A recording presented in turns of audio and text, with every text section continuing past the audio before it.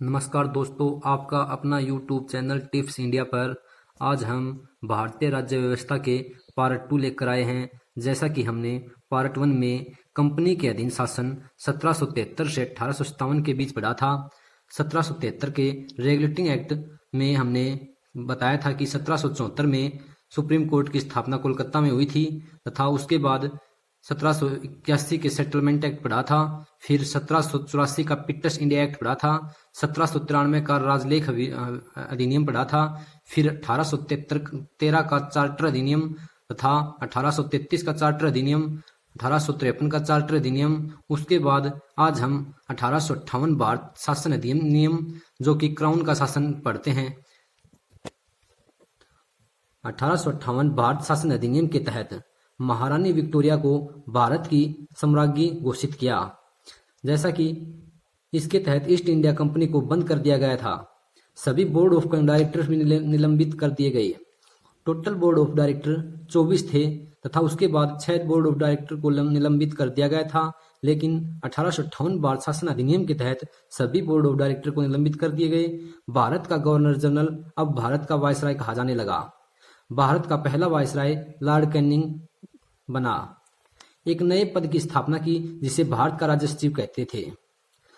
ये सभी घोषणाएं सार्वजनिक या पब्लिक रूप में की गई, इसलिए इसको महारानी विक्टोरिया का घोषणा पत्र कहते हैं, जिसे लॉर्ड कैनिंग ने 1 नवंबर 1858 में मिंटो पार्क इलाहाबाद में बताया। उसके बाद फिर 1861 का भारतीय परिषद अधिनियम आया। अधिनियम जो कि एक्ट, किसी भी एक्ट को बनने से पहले वह एक बिल या विधेयक होता है। अब तक यह एक एक्ट पारित भी नहीं हुआ था। इस बिल के तहत सबसे पहला काम 1860 में प्रथम भारतीय बजट जेम्स विल्सन के द्वारा पेश किया गया, जबकि विश्व में पहला बजट 1773 में रॉबर्ट वोलपोन ने ब्रिटेन में पेश किया था। इसी बजट के तहत आयकर या इनकम टैक्स की शुरुआत हुई। इनकम टैक्स इसमें बताया गया कि जिस व्यक्ति की आय 500 रुपए या इससे अधिक हुई उसे टैक्स देना पड़ेगा। आयकर या इनकम टैक्स के जनक लॉर्ड कैनिंग को बताया। 1861 में आईपीसी भारतीय दंड संहिता की शुरुआत हुई। 1861 में ही भारत के वायसराय को अध्यादेश जारी करने की शक्ति प्रदान की गई। यहाँ एक वर्ड आया है अध्यादेश। अध्यादेश होता क्या है दोस्तों? हम जानते हैं जब कोई भी कानून केंद्र में संसद से तथा राज्य में विधानसभा से बनता है। केंद्र से कोई भी कानून जब बनेगा जब संसद में कोई सत्र चल रहा हो। अगर संसद में कोई सत्र न चल रहा हो तो देश में किसी भी कानून की अगर आवश्यकता होती है तो राष्ट्रपति को भारतीय संविधान के अनुच्छेद 123 तथा राज्यों के राज्यपाल को आर्टिकल 213 के तहत अध्यादेश जारी करने की शक्ति है। वह तब तक लागू रहता है जब तक संसद में अगला कोई सत्र बुला लिया न जाए। जब राष्ट्रपति अगला सत्र बुलाता है तो वह 6 वीक के अंदर समाप्त हो जाता है। 1862 में 3 हाई कोर्ट कलकत्ता, मद्रास, बंबई स्थापित किए गए। जैसा कि पता है हमें, हाई कोर्ट का संबंध भारतीय संविधान के अनुच्छेद 214 में है। 1862 में पोर्टफोलियो एक आयोग आया जिसमें भारत का विभागीकरण किया। जैसा कि केंद्र में जितने भी विभाग या मिनिस्ट्री डिपार्टमेंट होते हैं उनको बनाने वाला जनक कौन था? लॉर्ड कैनिंग, जो भारत के वायसराय थे। उसके पश्चात 1884 से 1888 तक भारत का वायसराय लॉर्ड डफरिन हुआ। लॉर्ड डफरिन के नेतृत्व में 1885 में कांग्रेस की स्थापना एओ द्वारा की गई। इसका पहला अधिवेशन गोकुलदास तेजपाल संस्कृत कॉलेज में हुआ, जिसमें कुल 72 सदस्य थे। प्रथम अध्यक्ष डब्ल्यू.सी. बनर्जी थे। 1892 में यह भारतीय राष्ट्रीय कांग्रेस बनी। जैसा कि पूछा जाता है कि कांग्रेस में पहले 2 शब्द भारतीय राष्ट्रीय किसके द्वारा जोड़े गए?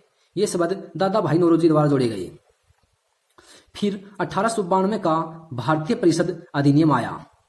इस अधिनियम के तहत पहली बार निर्वाचन शब्द का प्रयोग किया। नेक्स्ट, 1892 के अधिनियम के तहत भारतीयों को बजट पर बहस करने की अधिकार प्राप्त हुआ, लेकिन वोट डालने का नहीं। उसके पश्चात 1899 से 1905 तक वायसराय लॉर्ड कर्जन हुआ। इसने 1905 में बंगाल का विभाजन किया। 1906 में मुस्लिम लीग की स्थापना हुई आगा खां के नेतृत्व में। ढाका जो कि बांग्लादेश की राजधानी है, वहां पर मुस्लिम लीग की स्थापना हुई। 1907 में कांग्रेस का विभाजन किया सूरत अधिवेशन में। कांग्रेस दो विभाजन हो गए, नरम दल तथा गरम दल। फिर 1909 का मार्ले मिंटो सुधार अधिनियम आया। इसी अधिनियम के तहत भारतीय मुसलमानों को पृथक निर्वाचन मंडल दिया गया। गांधी जी ने कहा था, मार्ले मिंटो सुधार अधिनियम ने भारत का सर्वनाश किया है। भारत इस 1909 के मार्ले मिंटो सुधार अधिनियम में भारत का राज्य सचिव लॉर्ड मार्ले था, जबकि भारत का वायसराय लॉर्ड मिंटो सेकंड था। 1909 का मॉन्टेग्यू चेम्सफोर्ड सुधार अधिनियम आया। इसके तहत प्रांतों में दैत शासन लगाया गया। अंग्रेज अफसरों के वेतन पुनः ब्रिटेन से दिए जाने लगे। जैसा कि हमें पिछली क्लास में पढ़ा था कि 1793 अभिलेख के अधिनियम के तहत ब्रिटिश लोगों के वेतन भारतीय राजस्व से दिए जाने लगे थे। 1919 मॉन्टेग्यू चेम्सफोर्ड अधिनियम में अंग्रेजों अफसरों के वेतन ब्रिटेन से दिए जाने लगे। इसी के तहत निर्वाचन पद्धति को लागू किया गया। फिर 1928 में भारत में साइमन कमीशन आया, जिसमें 7 सदस्य थे। 7 सदस्य अंग्रेज अधिकारी थे। इसी का दूसरा नाम सवित कमीशन है। चारों तरफ साइमन वापस जाओ, साइमन गो बैक के नारे लगाए जा रहे थे। और उधर लाहौर में एक प्रदर्शन हुआ, विरोध प्रदर्शन, जिसमें पंजाब केसरी लाला लाजपत राय को लेफ्टिनेंट स्कॉट की लाठी से मृत्यु हो गई। साइमन कमीशन को स्वागत करने वाले भीमराव अंबेडकर, यूनियनिस्ट पार्टी तथा मोहम्मद अली जिन्ना थे। इसी प्रकार से हमारे क्रांतिकारियों ने लेफ्टिनेंट स्कॉट को मारने की साजिश बनाई थी। 1929 में मारने की पूरी साजिश रची जा रही थी, लेकिन जिस दिन स्कॉट को मारने भगत सिंह, राजगुरु, सुखदेव पहुंचे तो पुलिस स्टेशन के बाहर सैंडर्स बाहर निकल आया, जिससे लेफ्टिनेंट स्कॉट के स्थान पर सैंडर्स की हत्या कर दी गई। और उस समय सैंडर्स लाहौर का उपायुक्त हुआ करता था। यह पता है कि सैंडर्स की हत्या के चार्जेस भी आगे चलकर राजगुरु, सुखदेव, भगत सिंह पर लगे। व दूसरे चार्जेस असेंबली में बम फेंकने का था, जिसके फलस्वरूप तीनों को फांसी की सजा दी गई थी। 1928 में भारत का राज्य सचिव लॉर्ड ब्रेकनहेड था। ब्रिटिश अधिकारियों ने इस सारे मसले को संभालने तथा हल्का करने के लिए भारतीय राज्य सचिव लॉर्ड ब्रेकनहेड को भेजा और बताया कि यह इसको के सॉल्यूशन करे। फिर वहां पर मोतीलाल नेहरू ने स्वराज की मांग की। स्वराज का अर्थ होता है अपना शासन खुद चलाने का। 1928 में मोतीलाल नेहरू ने नेहरू रिपोर्ट दी, जिसमें जिन्ना ने हस्ताक्षर नहीं किया। इसमें कांग्रेस का फिर से विभाजन हुआ। क्वेश्चन आता है कि कांग्रेस का दोबारा विभाजन कब हुआ? तो 1928 में हुआ। ओल्ड कांग्रेस था अखिल कांग्रेस। ओल्ड कांग्रेस के अध्यक्ष मोतीलाल नेहरू बनाए गए, अखिल कांग्रेस के अध्यक्ष पंडित जवाहरलाल नेहरू बने। फिर 1929 को कांग्रेस का लाहौर अधिवेशन हुआ। लाहौर अधिवेशन में पूर्ण स्वराज की मांग रखी, जिसका लक्ष्य भारत का लक्ष्य पूर्ण स्वराज था। उसके अध्यक्ष पंडित जवाहरलाल नेहरू बनाए गए।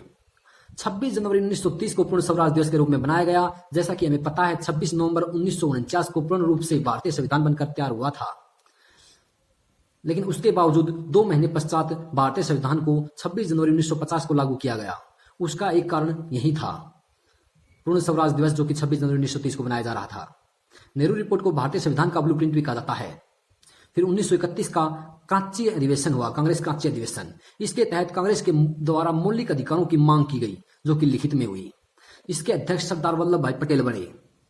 फिर 1935 का भारत शासन अधिनियम हुआ। इसके तहत प्रांतों में दैत शासन का अंत हुआ तथा केंद्र में दैत शासन लगाया गया।